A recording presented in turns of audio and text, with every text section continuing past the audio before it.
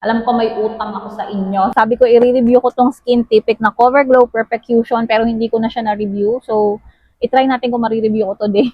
Gumagawa ko ng graduation makeup look and isingit na natin yung pag-review nitong Skin Tipic Cover Glow Perfection. Sobrang gustong-gusto ko matry itong Skin Tipic na to. Yung dating nga kulay blue pa, may iba pa yatang variant. Eh, dito kasi, padala lang to sa akin. Galing to sa PR package. Kaya sobrang saya ko. And packaging pa lang, ang ganda na, diba? Tingnan nyo naman. Ayan, may salamin yan sa loob. Ayan, medyo dugyot na kasi nagamit ko na to. And ganyan siya. Hindi ko tinanggal to. Hindi ko alam kung supposed to be tanggalin ko ba to. Or baka mas lalong maging messy. Pero ganyan siya. Of course, cushion siya sa loob. So, mabilis ang review lang to, no? Nagamit ko na nga to. And this is so good. Hindi na to first impression review. Sobrang gustong-gusto ko siya. Ang ganda niya sa face. Ang ganda yung coverage and ang glowing niya. This is in the shade Ivory, number 2. Ayan. So, first half lang ako maglalagay para makita nyo kung gaano siya kaganda. And marami akong ano dyan. Ayan, hormonal na pimple. Meron pa nga malaking-malaki dito, tinakpan ko kasi ayoko malagyan siya ng makeup. And ayan, marami dyan. May mga bumps ako dyan. So, makikita nyo ha. Noon ko pa nga gustong matry itong Skin Tipic, kaso medyo namamahalan ako. Namahalan? Well, gano'n naman talaga ang price range ng mga foundation, especially yung magaganda yung coverage. So, ayan, makikita nyo, marami rin akong mga pimple marks dyan ha. Tingnan nyo kung gaano kaganda to. Wow. Hindi ko alam, parang, akala ko maputi sa akin tong Ivory.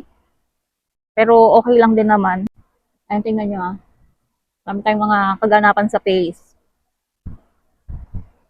Yung scent niya, meron akong naaamoy pero very minimal lang. Hindi ko matukoy kung ano yung scent niya. Ang ganda niya. Tinitipid-tipid ko to actually. Kasi super ganda. As in, sana may budget ako para bumili ng bago kapag naubos. Ang ganda rin ng kasama niyang puff. Or itong pang ano, pang apply. Ano pa tawag dito? Tingnan nyo. Blend natin maigi.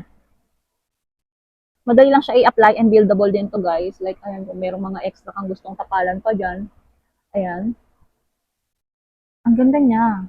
So, tingnan nyo. 'Di ba? Ang ganda ng coverage and hindi ko alam kung nabibigyan ng justice ng ilaw. Pero tingnan nyo. 'Di ba? Ang ganda ng coverage and ang glowy ng face ko. Hindi siya basta dewy na parang mamantika. Pero parang ang healthy ng skin ko and ang glowy. Tingnan nyo. Guys, kung may budget kayo, magandang mag-invest dito sa Skin Tipic. Kasi maganda siya. Super effortless and super daling gamitin, no? Hindi na kagaya ng mga foundation na ilalagay mo, ipapump mo pa dito mo, tapos kukuha ka ng brush or ng blender. Eto, ganito na siya. Meron din siyang mirror and may kasama na siyang puff. Kayo na mag-judge, kayo na magsabi kung gaano siya ka-fresh at gaano siya kaganda tignan, di ba? Ito yung wala, ito yung meron. Hindi rin siya mabigat, guys. Hindi siya malagkit, hindi siya heavy, hindi mainit sa face. Parang wala lang. O, di ba? So, ito pa nga lang pink yung na-try ko. Noon ko pa to gusto i-try, yung kulay blue pa nga yung nasa basket ko. Ito medyo parang bago-bago nila to and sobrang saya ko na nakuha ko to sa PR package, Skin Tipic. Baka naman, meron pa dyan. Huy!